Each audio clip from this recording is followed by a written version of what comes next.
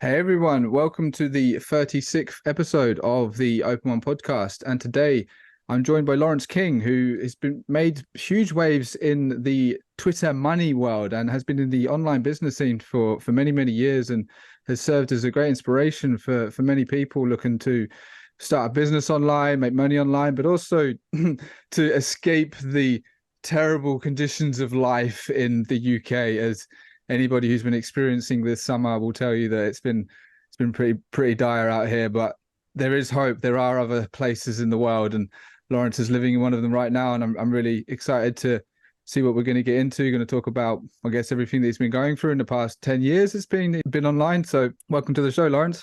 Thank you very much for having me. Really appreciate being on, and looking forward to discussing more about those topics. Yeah, man. So let's just jump right in. I was curious, like, what was it that inspired you to start your online business, and what was the first thing you got into? So when I got into online business, it was about 10 years ago, maybe a bit more, maybe 12 years ago, probably, when I first realized that it existed, because it was different back then. It wasn't like it is now, where you can go on Twitter, you can go on YouTube, you can find, like, 20-year-olds today have no idea how good they've got it. Because you can go on Twitter, you can go on Instagram, you can go on YouTube, you can find as many different business models as you want, and you can go direct to the source and say, how did you do that? And they'll tell you, right? Back when I started, you had to know someone who knew someone who knew someone that was willing to tell you. And they didn't want to tell anyone because they were scared, if I tell you, you're going to copy me and all the rest of it. Whereas now it's all online anyway. So people have lost that fear and you can get started. So when I first got into online business, I was living in Vietnam. My first taste of online money, 2011, I'd say, and I was doing Fiverr gigs and affiliate marketing, and I was making like 2K a month, and I was living in Vietnam. And that, for me at that time, as a 23, 24-year-old man, was like being a millionaire. Yeah. 2K in Vietnam, not having a boss. I felt like a millionaire. I really did. Yeah, I bet, man. And so what was you actually doing on Fiverr? So on Fiverr, I was doing sort of reselling. So I'd resell things. So like a middleman, if you will, to people's gigs. So it was kind of an unnecessary thing, but I would drive traffic to offers, and then I would take a percentage and I would increase the price of the offers and all the rest of it. So it wasn't really, and it wasn't big money. It was that, and then affiliate marketing. So I would do like blog posts of like affiliate things and things like that, because blogs were huge back then. It was one of the first things, because YouTube really wasn't still a thing. So I was basically just doing that, really. I mean, it was just basic stuff, but it was the wake up call to being able to say, okay, I can actually do something on the internet here. Nice, man. And I think, yeah, you're absolutely right about how like 20-year-olds have no idea how good they've got it. And I can only imagine what a different world that must have been like 10 years ago. So big ups to you for getting it going. And I'm curious though, what was the inspiration to leave the UK? So you was already traveling, you went to Vietnam, and then did you ever come back, or what happened? So I knew something was wrong with the UK when I was about 8 years old. I knew that. Yeah. Do you know, I mean, I clocked on around 8 years old. I was kind of like, hang on a second. This is pretty miserable, right? The whole world can't be like the UK. Great for economic resources, and then quality of life everywhere else, terrible. The rest of the world can't be like this. And I remember when I was a kid, I was about 8 years old. I was raised in Wandsworth, London. And I'm sitting there and I'm going, okay. So I'm looking at my UK friends. I'd go around their house for lunch. Food would be terrible. Microwave meal, whatever. Then I'd go around, I don't know, because I'm in London, so there's a lot of foreigners. I'd go around a Greek friend's house or an Italian friend's house. Their mum would be in a summer dress, cooking a lamb chops with rosemary, do you know what I mean? Like singing and dancing. And I'd be like, man, there's Yeah. there's more. You know what I mean? There's more here.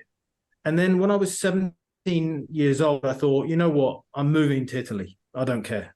Right. And back then, you couldn't watch a YouTube video where you were going and go, oh, this is a great place to stay. You had to buy a book. This is like 2008. You had to buy a book called The Lonely Planet and read that. I mean, imagine that. Like today, people who are in their 20s will listen to that and go, God, it's like the equivalent of our dad saying they use vinyls or something. Do you know what I mean? It's literally that. But you'd have to go to a bookstore, buy a book, and learn. So I didn't have any online money. I had £1,000. I got a Ryanair or an EasyJet flight to Milan. And as soon as I got to the main city centre, I saw how beautiful the women were, how good the food was, what everything looked like. And I said, I knew it. I knew it from 8 years old that there was more to life.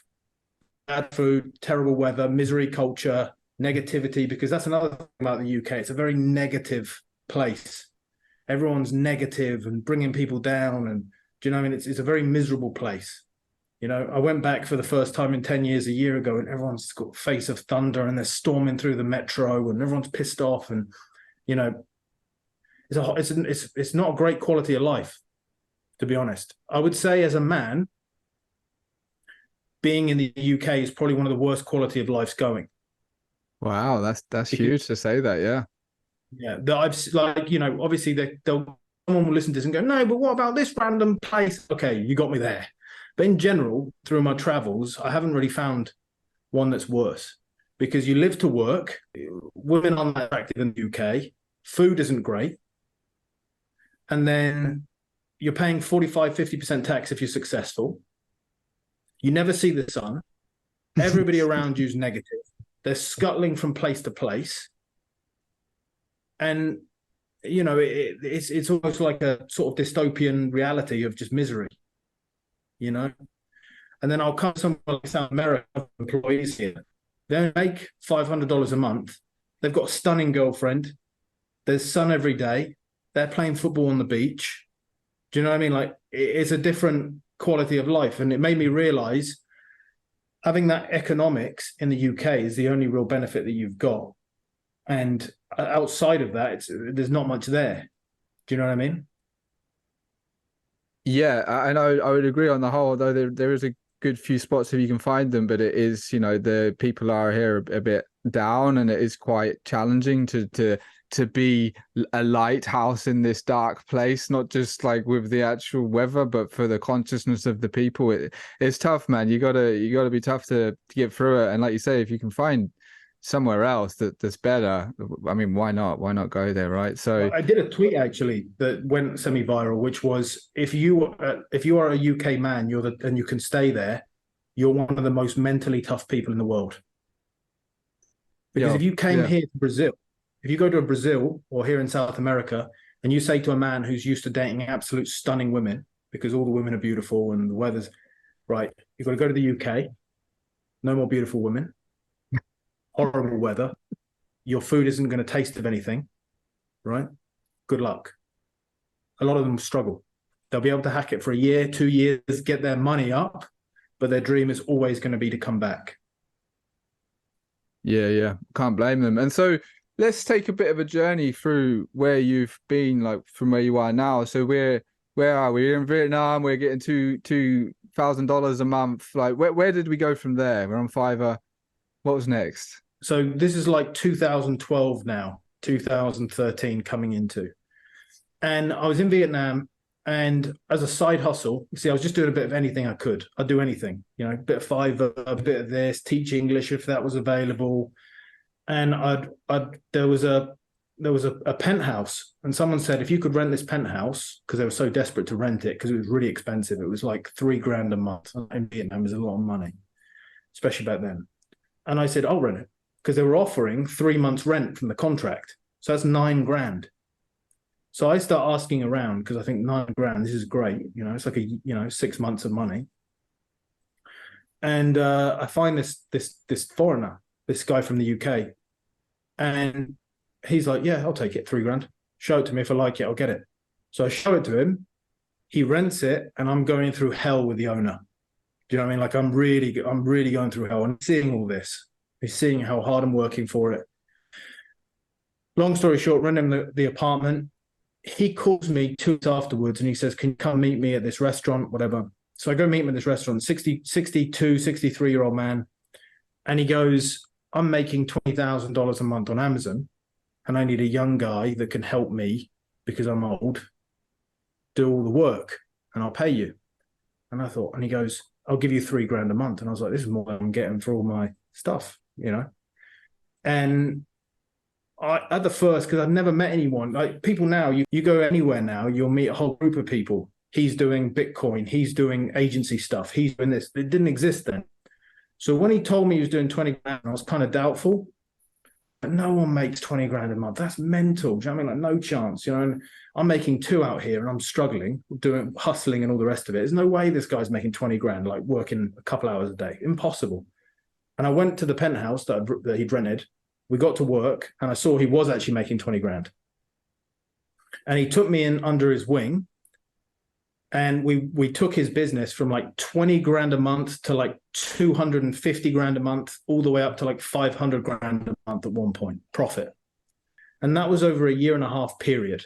And that was my big break, because he started paying me 6 figures for the work I was doing, because I'd gone from making 2 grand a month to making 3 grand a month to making 6 figures. But then the 6 figures wasn't the important part. The important part was being able to see someone go from 20K to 250 to 500 within the space of a 1.5 years that we worked together. And that changed my life, because I realized if you sell something that people want and you don't quit after 2 months like most people do, you will make it. That's awesome, man. And that's a very inspiring story, actually. But it ties in nicely to a meme that you recently shared. I'm just going to get this up quickly because it really struck a chord with me. And that guy seems like he's the one on the right, right? You know, you were sort of on the left and then you met the guy on the right and he like transforms your life, basically. Well, yeah. So yeah, that meme there, just explain that meme and give that a bit of context. A lot of people waste a lot of time and they kind of like the procrastination side of success, like success porn, if you will. Right? So they love their affirmations in the mirror. Yes, you can do it. Do that for 20 minutes. Now I'm going to meditate for 45 minutes.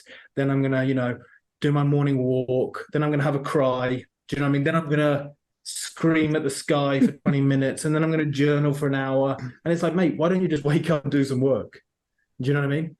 And if you talk to any high professional, the guy, Steve something, I'm sure you saw the video, the guy that sells jets, he was going viral recently. Ago. That guy is a workhorse that probably makes however many millions a year as a salesman. And that he actually inspired this tweet, because he'll wake up and the first thing he'll be doing is trying to sell something. Work starts, he's trying to sell something. Lunchtime, trying to sell something. End of work, trying to sell something. Everything he did in those videos that went viral was sales orientated. He was going to lunch with clients. He was talking to clients. He was giving meetings, presentations. He was on his phone all the time trying to close deals. And that's how someone who's dead serious operates, a professional. Then you get these guys on the left who are like, you know, wasting 4 or 5 hours of valuable work time a day with these morning rituals. And again, if that's what you want to do, be my guest. And so you don't have a morning routine yourself? Are you more like the guy on the right? You just sort of wake up and jump in? Is that how you roll? I just wake up and I get to work. I drink coffee and I get to work. I have no morning routine. Zero. Like, what's the time for? I'm really curious here. I'm like, in like minutes, how quickly you out of bed and at the computer screen? 15 minutes, boom, in 15 minutes. That's enough awesome, time for the espresso machine to go off. Yeah. And then I'm getting in quality work that again is mostly sales orientated. So I'll be following up with clients, I'll be doing sales promotions, I'll be getting sales things out so that I make money. Yeah, so that was going to be something I was interested in as well. Is like, okay, so there's no morning routine, boom, we're in, and then what? So the rest of your day is literally just boom, sales. Like, what? How long do you work a day? Do you reckon? So I'll wake up at about 6, 7, and I'll get straight to work. Then it's gym at 10. Then it's work again. Then it's a run, and then it's work again. And it's like I say, most of the work I do is just solely focused on selling something, moving things forward, checking up on things, seeing how the outreach for the agency is doing, seeing how social media sales are doing, seeing how clicks are doing, how many emails have I got today, all the rest of it, tracking the numbers. But it's all basically just me moving to being more successful. And I think these guys that do these woo-woo morning routines, it's like they're procrastinating, but they feel as though they're moving forward when they're really not. Because if they add up all that time that they spent crying in the mirror, saying affirmations to themselves, doing journal, I'm so grateful, whatever, meditating for 45 minutes. Again, I'm not saying that stuff isn't helpful. We find it is great, but I just think a lot of that is actually procrastination in disguise. Yeah, man, interesting, and it's good to hear your perspective because whatever you're doing is working for you. So let's just try and fill in a bit of the gaps to where you are now, right? So you're working for that guy, and you saw that business take off. You're still in Vietnam, and then where did you go from here? When did you start like selling or start your own sort of business? So this gentleman, Adrian, who was my mentor for that year and a half, at the end of the year and a half, he woke up and he had back pain. He went to hospital and he had a tumor in his kidney. And he went to Thailand because they had the best hospitals in Asia. And he said to me, would you mind moving into this hospital with me? Because basically in this hospital, it was like a 5-star apartment that he had. It wasn't like a hospital room. He had like multiple bedrooms. His wife was there. I had a room, and it was all inside this hospital room. And I stayed there with him for 6 months until he passed away. And he was a cool man because I remember when the doctor came in to tell him that he had 6 months left to live. He said to the doctor, "Thank you for telling me that. I know that wasn't easy for you." And the first thing he did is he got his computer and he made a to-do list for 6 months. And he did a detailed plan of each month of what he was going to do for those next 6 months. And when he passed away, I didn't really have any reason to stick around. And I was doing well within his business, but I also wanted to be tax-free. And I was still registered as a UK tax resident. So for the first time ever, because I'd never really made any money before, this was my first sort of 6-figure year, I had the UK coming for some of their money, right? And I spoke to my accountant and he said to me, well, if you don't want to pay tax anymore, you can move to Uruguay or something as a joke. And I went, all right. And he laughed and whatever, hung up. And I flew there. So I flew from Vietnam. I flew from Thailand back to Vietnam to get my stuff. And then I flew from Vietnam to Uruguay. And I called him and I said, yeah, I'm in Uruguay. What do I do now? And he said, no, you're not. I said, I am. You told me I could come here to not pay tax. I've done it. And he goes, you're insane. You're mental. And I said, well, he said, you need to speak to a specialist there to get your stuff done. And then his wife, long story short, basically, they owed me some money from the work I'd done, and she didn't want to pay my salary because it's a lot of money. So she cut me off from the business, and I basically had to start from scratch on Amazon. So I did. I became the #1 seller of supplements in Europe, and I became a top 10 seller of supplements in the USA, in North America, and Amazon. That's huge. And I got a tax specialist. I got one of the best specialists I could for Uruguay, so I could stop paying income tax, set up a company, did everything the correct way. I had 4 or 5 very, very good years on Amazon that set me up. And then I had my first account deleted on Amazon, went back, did it again, got deleted again, went back again. And just as I was starting, got deleted. Amazon can do that to sellers. If you speak to Amazon sellers, it's a very common occurrence where you can wake up one day and your Amazon account is gone. So I basically said, okay, I'm done. And I was very well set from those Amazon days. I'd retired my father and moved him from the UK to South America. I'd retired him, which is one of the best achievements I've ever done. It was a funny story with him, actually, because he was in a classic UK lifestyle. That's what I'm saying.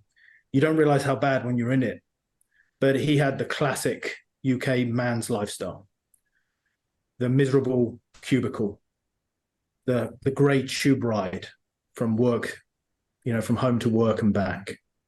Miserable girlfriend, your ball and chain, right? That puts you in the doghouse, the boss, all the classics, right? And I kept saying to him for 2 years, because for 2 reasons. One, I wanted it for him. And two, when I retired him, he was still living in the UK, so I was paying UK retirement levels of money. And so for 2 years, I kept saying to him, "You've got to come out to Uruguay, come out to South America, come out to South America." Harassed him for 2 years. He was in a miserable relationship with a woman that, I mean, it sounds laughable because it's a woman against a man, but if it was the other way, it would be considered an abusive relationship. A lot of relationships in the UK would be considered abusive if they were the other way. If a man started making the woman sleep on the sofa, it would be abusive. If the man started controlling everything that the woman did, it would be abusive. But it's not viewed that way when it's the other way. It's viewed as, oh, it's my ball and chain. Oh, it's this. Oh, it's that. Oh, it's the boss. Oh, I'm on the sofa again tonight. It's almost like they make a sort of bit of humor about it, right? And I got him, he broke up with his girlfriend of 18 years who hated his guts, right? He flew out to Buenos Aires and I met him there. And he said to me, "Okay, I'll come out, Lawrence, under one condition. I'll do 3 months there, 3 months here." And I said, "No problem, Dad." And I didn't want him to do that. But I knew it was never going to happen. Yeah. I knew it wasn't going to happen. Because I knew as soon as he came out here, he saw the sun, the women, the steak, the lifestyle. He was never going to go back. Who's going to choose misery on purpose, right? So he comes out. It's been now 8 years since I moved him out here. 7, 8 years. He's not been back once. Wow, man, that's amazing. And if I remember rightly, you have like some sort of incentivization for him to work out or something. Is that how it goes? You unpack that a bit. Yeah, I mean, I got a lot of abuse for that one, but a lot of respect as well for that. It was massively viral. 45,000 likes or something. It got, I don't know, 20,000 retweets. I can't remember the exact number. So basically, when my dad came out, he was very overweight and he was on the verge of death. He'd gone to the hospital in the UK and they'd given him 29 pills a day. He was 340 pounds, something like that. I don't know what that is in stone, 155 kilos. Heavy. Yeah. It was heavy. It was big. And he didn't have long in that current condition to survive when he came out, which was another reason why I wanted to get him out as well, because I needed to help him because he was so overweight. So I brought him out. And I said, and I realized how bad a shape he was when he got here. I realized just how bad things had gotten for him. Because when you live in the UK, I know this sounds like I'm bashing on the UK all the time. Just a little bit. Yeah. But in the UK, a lot of men, not all, but a lot of men don't really have anything that they sort of enjoy. Life's not lived for living, enjoying. It's for doing your function. Do you know what I mean? You know what I mean? So that's why a lot of guys, if you look at their behavior in the UK, it's often self-destructive, constant boozing, constant whatever, constant focusing on football or something else out of your control. Do you know what I mean? Because there's not much you can really, you're not having a lot of fun.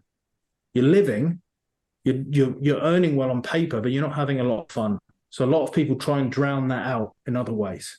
I rented a cabin in the mountains in Mendoza for 3 months. And we stayed up there together and we trained twice a day, me and him. And in those 3 months, he dropped a couple of stone, maybe 4 stone, 5 stone, something like that. And kept going and he got a lot better. And now, as part of a bonus incentive for him to remember to go to the gym, we have a set amount of steps that he needs to walk a week and a set amount of gym trips for weight sessions that he needs to do a week. If he does that, he gets extra money on top of the salary that I give him as like a retirement thing. So that's been good. And it's not that he does it for the money. It's not like my dad goes, "Oh, great, I'll get an extra grand if I go to the gym. Oh, this is brilliant. I'll go to the gym." It reminds me the importance of being physically active, doing the steps that he needs to do a week, doing his gym sessions. And it's something to keep him on the straight and narrow, because he doesn't live in the same house as me anymore. He lives in a different country to me now. He's still in South America. He's not leaving, but just to make sure that he stays on the right track, put that in there for him. Yeah, I saw that, and I personally thought that was brilliant. I mean, what better way to motivate somebody to get in shape? I mean, just fucking give them heaps of cash, man. I mean, you'd be out of your mind to not, because it's already really, really good for you, obviously, to do all this exercise. So, and then you get paid for. I mean, Yeah. who in their right mind? Anybody who actually works out, does exercise, if you were to get paid to do that as well, you know what I mean? Who's going to say no to that? I thought it was brilliant, man. 100%. So At least you thought that. yeah, personally, I thought it was fucking brilliant. I don't know if anyone wants to pay me $1,000 for going to the gym, feel free. But as well, you throughout your story, you touched on a couple things, and I guess tax would be a good thing to get into a bit, because obviously you pay no income tax, and again, I think that's fucking brilliant. I think that once you get an understanding of the corruption of this world, it almost seems like a no-brainer to want to pay as little tax as possible. And it's not even just for like your own financial benefit, which is obviously part of it, but it's actually this beast of a system that's kind of getting fed through your tax money. So I'm curious, like, do you ever actually get hassled from the UK anymore about not paying tax? Because you know, live in a different part of the world, but you still earn money in pounds. I don't know, how's it work? No, I did at the beginning, but the UK is the perfect country because all things are set up to improve. And then not only that, they also go, thank God, by the way, all right, you're not living here anymore. Don't pay us anything. Easy as that. And that sounds like common sense, but Americans don't have that luxury. No, man. Yeah. That's worldwide and double taxed. So if you have a job in Australia and you pay tax on your income, whatever's left, America comes for. Yeah, right. I didn't realize it was that bad. Yeah. And then you're taxed worldwide. And I had an American friend, he opened a bank account in Romania at 9 a.m, 1 p.m. phone rings. Hello. Hi, it's the IRS. We saw that you opened a bank account in Romania. Can you tell us why? Land of the free, right? Land of the free, of course. And so when I left the UK, it was a bit of controversy because they felt that I owed them money. I felt that I didn't because I didn't live there. But I had to do something official. I had to officially leave, right? Not be a resident anymore. Now, with that being said, at the beginning, I moved to Uruguay and I had no idea what I was doing. I had no clue. I had no idea what I was doing. I just heard that I didn't have to pay tax if I was in this country anymore. I didn't know how it worked or what to do or any of those things. So Uruguay just opened their tax residency, if you will, for foreigners, where we could pay 0% income tax. And I went to the tax office in Montevideo, the capital, and there was a line that went like this around the building. It had every nationality from across the world you can imagine, right? Starting to open up their businesses. And I thought, right, I'm not going to open up here because it's going to take me months. Like there's just this line today is going to be days of waiting, right?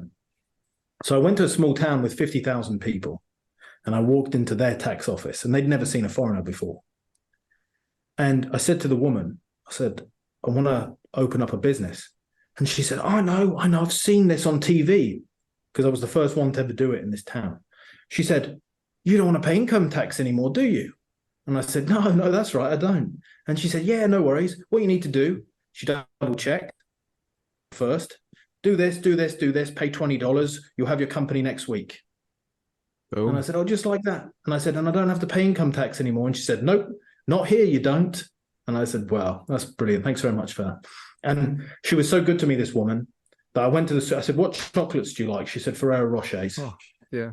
I went into the supermarket and I went like that on the Ferrero Rochers. I just got them all in a bag and I just brought this big thing. Every Ferrero Rocher the supermarket had, I just brought them for her.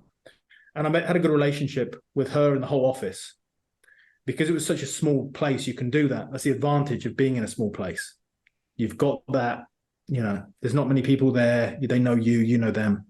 And I came in one day and this is probably the first year of being a tax resident of Uruguay. She said, Lawrence, like comes running up to me. I said, you're right. She says, oh, the UK's been calling for you. They've called twice. And I said, oh yeah, what are they saying? And she said, oh, they're trying to find out information about you, how much money you have, how long you've been here, if you're living here. They wanted to know all this stuff. And I said, oh yeah, what'd you tell them? And she said, oh, well, Lawrence, I don't tell them anything. because we have secrecy laws. So I just say, I cannot confirm or deny any information at this time. That's awesome. And I hang up on them. And I said, oh, well, if that's your job, that's your job. Thanks very much, And I just thought, I love this. You've got the UK going, can you justify this £200 on PayPal? Do you know what? And you've got Uruguay, who's like, mate, don't pay any tax. Open up a company, have as many bank accounts as you want. And you know what? If the UK comes for you, we'll tell them to piss off. Don't even worry about it. You know what I mean? It's honestly, it's almost hard to comprehend. It's honestly an amazing thing, Yeah. And so, is it like, does nobody in Uruguay pay income tax, or is it like a special thing if you set up a certain kind of business, or how does that work? Okay, so it's foreigners on foreign sourced income. Yeah, okay. So I couldn't generate money in Uruguay and not pay tax. Right. I can reside in Uruguay or be a Uruguayan tax resident, because I actually reside in Paraguay right now. And on the basis of that, you can pay no tax if you're under those conditions.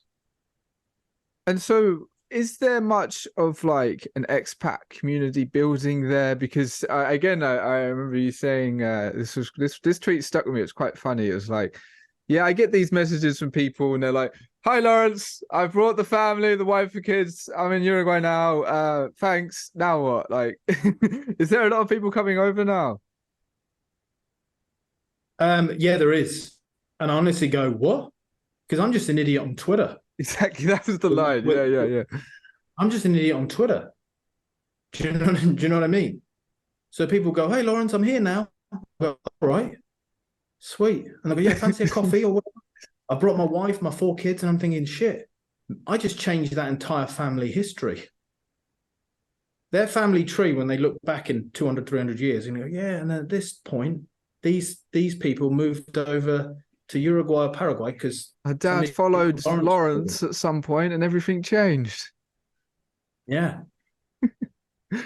Really? I tell just here and there, I tell stories of like, oh yeah, there's people living out in South America, and there's this guy that I follow and he's doing this dream life. And I think you actually, I don't know how much you understand the impact that you're having through the online world and what you speak about, but it's definitely, you're changing the timeline. There's probably people in the UK that like, this fucking Lawrence, man, he's taking all the good people, they're just. I get a lot of anger. I do get a lot of anger. But also, what's funny is the change from 2018 to now, right? Yeah. So in 2018, because I've been in a tax haven since 2014, so I've been talking about this for a long time. And in 2018, everybody just laughed at me. They just laughed. Stupid little Lawrence in his little tax haven. Oh, bless. He probably went over there to save some pennies. And then the tyranny of 2020 happened. And people are going, Lawrence, is there any room in the boat? And I'm going, well, yeah, do you know what I mean? And then all the people that were laughing at me, they're DMing me. Hey, bro, so cool you live in Uruguay. Any info? You got any info, any advice for someone moving over? And I'm thinking, I've just seen all you boys laughing at me last 3 years. What's changed? You know what I mean? And they wanted out. Germans moved in mass. Brits moved in mass. Many people moved in mass, Canadians especially. The more tyrannical the 2020 to 2022 was, the more movement there was, and they moved. And they thought, you know what? It was because a lot of people were on the verge of moving. You know what I mean? They were like, one day I'll move. I've had enough of this. They're getting in the tube to go to work in London. It's grey, and and then they go to work and they're at their cubicle and they come home. Their girlfriend's whinging at them, and they're going, I'm going to go one day. I'm going to get out of here one day. I'm going to be on the beach. Do that. And they needed that push. And 2020 was that push for a lot of people where they went, you know what? I've got to go. I've got to get out of here because this is mental. And not only have I never enjoyed it, it's now mental. So I've got to leave. And so many people, if I'd done some sort of relocation service during 2020 to 2022, there's an idea. I probably would have done $1 million plus. Yeah, I probably would have done $1 million plus. I just did it for free. I was helping people in the DMs. But people message me and they go, yeah, Lawrence, I'm here now. I'm in Uruguay, mate. And I go, all right, why have you done that?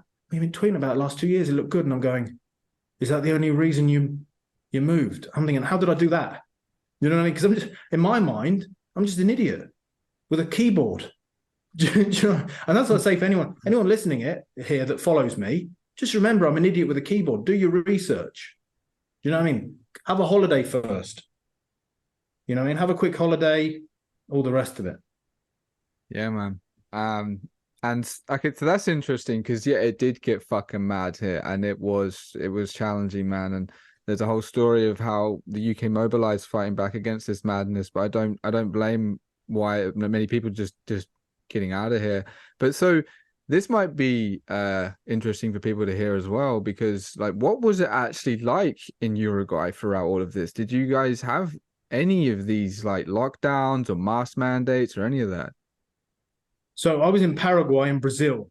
I actually got locked out of Uruguay because I went on holiday in Brazil and I woke up one day and everything was closed. And I went, what? Right. Now, on paper, there was lockdown on paper, right? But it's never the same here as it is in the UK.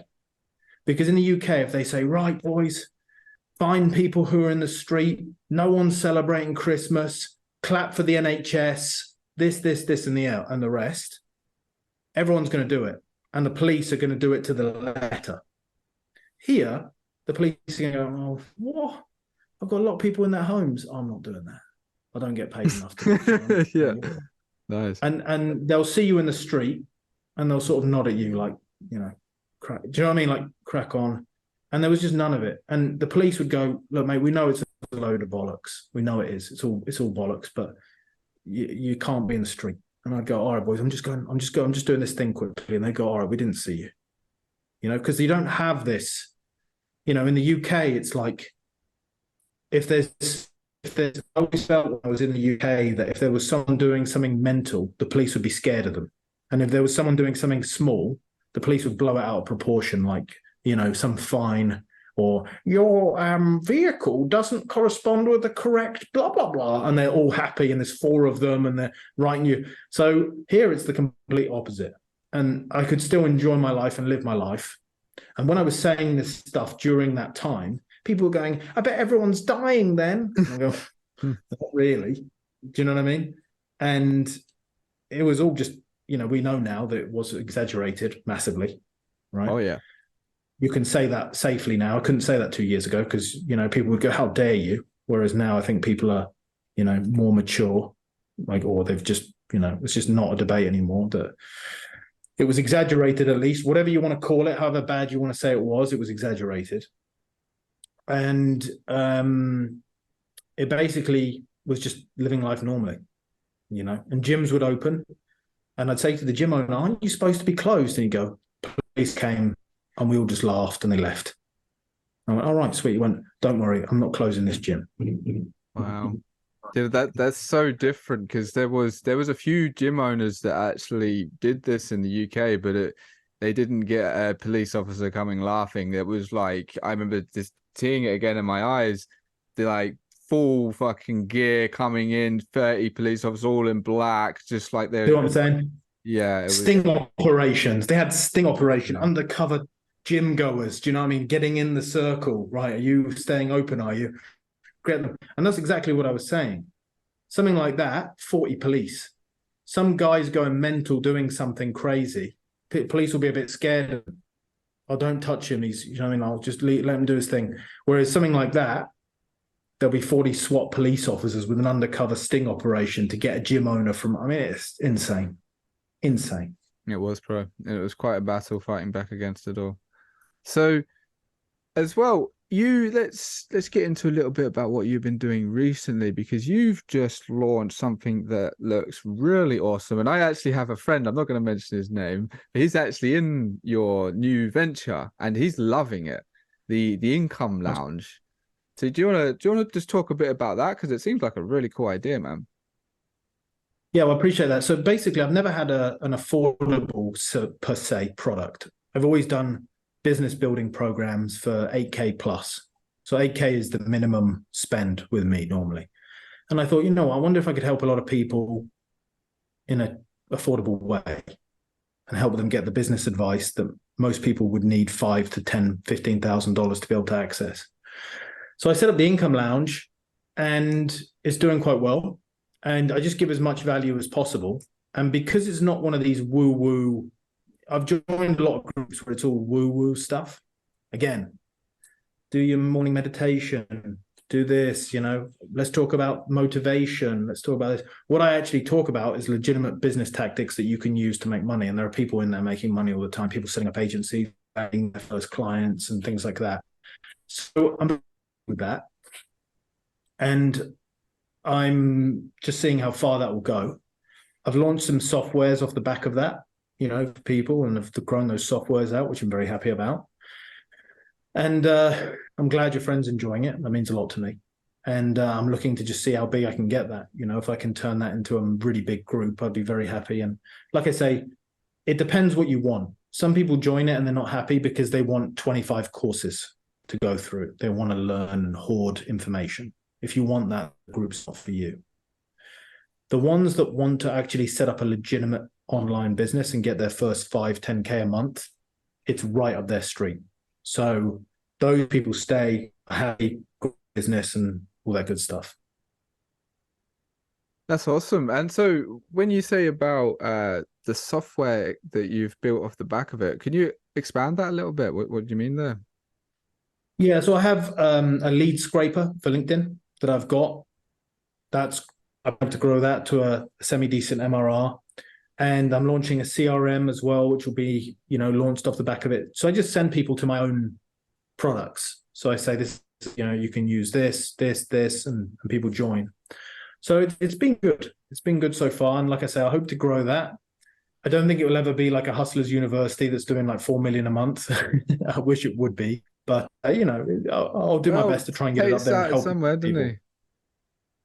Exactly. Yeah. So if I can get that up there, I'll be very happy. And there's tax haven information in there as well. We discuss, a lot of people in the UK who are trying to get out are in there, because it's almost like an escape the UK package, because you get to set up an online. Yeah. And then you get to learn about tax havens, and then you get to ultimately leave, That's the end. That is like the final goal of the Income Lounge. You can leave the UK. Yes. Nice. Okay, cool. So there's just a little bit more here that I'd like to run by you. So obviously Twitter's your main platform. It's where you've had the most success. What do you think about the future for it? Like, what do you think about the rebranding to X, the logo, all of the direction? What do you think? I think, a lot of people are huge Elon Musk fans. Like, he could do anything. He could piss on the floor and they would clap, like that level of fandom. I don't hold that. Some things I agree with, some things I don't. I think he's done a lot of stupid things with Twitter since he took over. I think he made too many changes too quick. I think he's messed up the algorithm with a bit. I'm not a fan of the For You section. I think a lot of creators have gone missing since that came about. If I click on my For You, if I forget to, I click on following and it goes back to For You after a day or two, right? And when that happens, I'm just getting nonstop shark attack videos, fight videos, things of that nature. So it goes back to that, and it's shark videos and fighting attacks and all these other things that I would never watch in a million years. And I'm going, where I don't see them. I click on following, and then even that shows me the same 10 videos. So I think he's made a lot of mistakes. I would say the best thing you can do, especially now that video is in, is be multi-platform, because you can make one video and then you can put it on LinkedIn, you can put it on Instagram, you can put it on TikTok, you can put it on Twitter. Threads, I think it's fair to say, is probably dead. Yeah, that died very fast. Yeah, very quickly. Like, I think it's 2% the traffic that it was on launch day or something along those lines. I almost wondered why the fuck did he do it? Like, I was really confused. Why did he even bother setting this thing up? Yeah, the problem is it's a habit, social media. Whatever you're addicted to, you'll go and click on your phone. Is there any more that you would say about the future of where Twitter's going? Do you think, like you say, you're saying about the being multi-platform and how it does seem like that's what Elon wants to try and do with Twitter, make it the everything app of the West, like the WeChat in China. Do you think he's going to be able to pull it off? I think he will, because there's a lot riding on it. But I just think, again, I'm not an Elon Musk hater, but I'm just not an Elon Musk giant fanboy where I think everything he does is genius. You know, if he tanks engagement, he tanks engagement. If he does a stupid For You following section where everyone loses the people that they chose to follow in the first place, it's not good, I don't think. So where it's going to go, I'm not sure. Can he pull it off? Yes. I think he can pull it off. I think he can do it. Interesting. Well, it'd be interesting to see where it goes, because it's still, compared to like Instagram or Facebook, like the amount of users it's a lot less. It's like there's only like 330 million users or something like that, compared to Instagram, which is like over 1 billion, and Facebook's like 2 billion. So there's a lot of room for it to grow still, if he can get it right. Yeah, I think so. And I think as well, it's more of the thinking man's platform, I think. Yeah, I wouldn't say that about Instagram. No, no, definitely not. Or TikTok. Yes. If I ever go on TikTok and I do the scroll, I swear I lose 5 IQ points every scroll. It can be painful unless you get the algorithm set up right, and you can actually get some decent stuff. But even still, I find that it's just so much. Like if I don't use TikTok much actually, but if I get a good video, I have to like sit for a moment and digest what I'm seeing. Because if you just keep flicking through, you don't actually, it doesn't sink down in there. But I think it's healthy. One thing I'd like to do actually is I have 2 agencies. I would love to exit one of those in the next 24 months. And then I'd go, you know what? I'm never touching social media ever again. I'd quite like to do that. I don't know if I would, because I've done such a good job. Or I would farm it out. But even then, it's not me then. Do you know what I mean? So, but I would love to have I can't see you getting rid of your Twitter account, bro. I know. I understand where you're coming from. I do. Yeah. When I was doing Amazon, and I didn't have a telephone for 1.5 years, and it was my best 1.5 years I've ever had. I was so free, because you go to the gym, you don't have a phone. Go to a cafe, you don't have a phone. You're living in the moment. And I find my phone has stolen a lot of my life, and it's not my phone's fault; it's my own fault. But I would love to go 6 months. I'm not going to have a phone. Travel a bit, chill for a bit, read books, go to cafes. Do you know what I mean? Like, probably be bored stiff after a month, but it does tempt me sometimes to do that, because I've made millions of dollars on social media. So happy days, but at what cost? Doing this all day long, constantly being connected to something, constantly. And one thing I don't like about social media, let's say I'm moderately/mildly successful. If a normal human is mildly successful, can just be chilling. Anyone right now can send me a message. And I don't think that's healthy. Any lunatic can tell me something. If I don't have a phone and I don't have socials, the lunatic fly over, figure out where I live, knock on my door, tell me what he wants to tell me, right? You're an idiot, Lawrence. I'm like, all right, cheers, mate. Do you know what I mean? You'd have to go through all that. There's barriers. Yeah. Whereas anyone can go, you know what? It's Lawrence King. Like, he's an idiot. Like, twat. All right, yeah, I'm going to call him a twat, actually, because he is one. And they pick up their phone.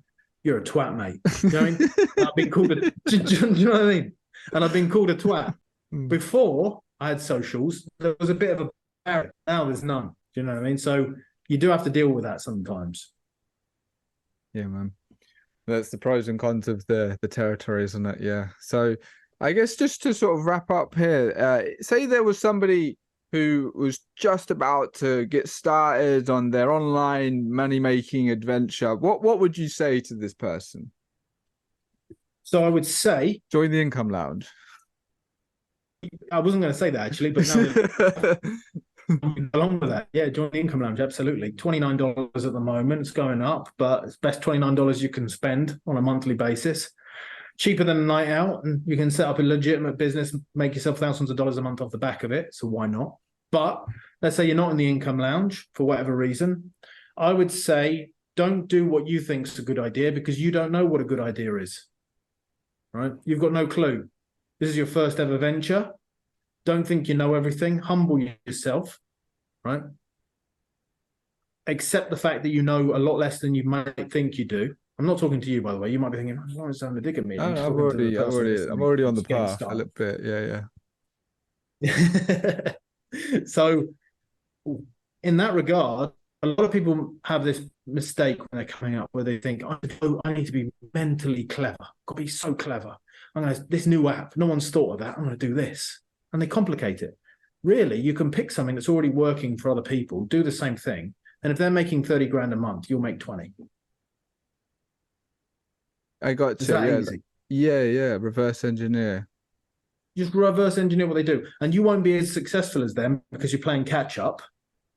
However, if they're doing 30 grand a month, you get 20, you get 15, you get 22, you get 25. You might even overtake them if they get complacent, right? But everything that you want to achieve in life has already been done by somebody else. And you've just got to say, hey, what did you do? And do you know why people don't do that? Because they're proud. And they would much rather go, no, I don't want to ask anyone for help and I don't want to take any sales calls because I'm not asking anyone for money. I'm going to invent this app. And they sit there and they piss about with their app or they piss about with their website for years. Years go by, it's gone. The momentum's gone, the idea's gone, everything's gone, right? The best you could do, if I had to start again, so if I got everything taken away from me, all my assets seized, UK's got me, do you know what I mean? HMRC, they've come after me. Knocking on your door. Yeah, knocking on the door. King Charles, he's like, Lawrence, mate, you thought you'd get away with this, did you? Mocking us on Twitter for 4 years. No chance, son.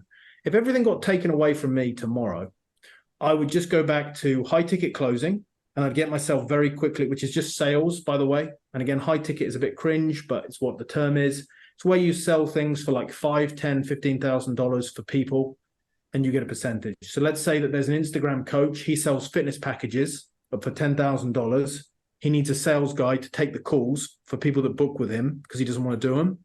Those calls go to you. You sell a $10,000 package, you get $1,000. Right? Now, with that being said, that's a good way to get yourself your first 10, 20,000.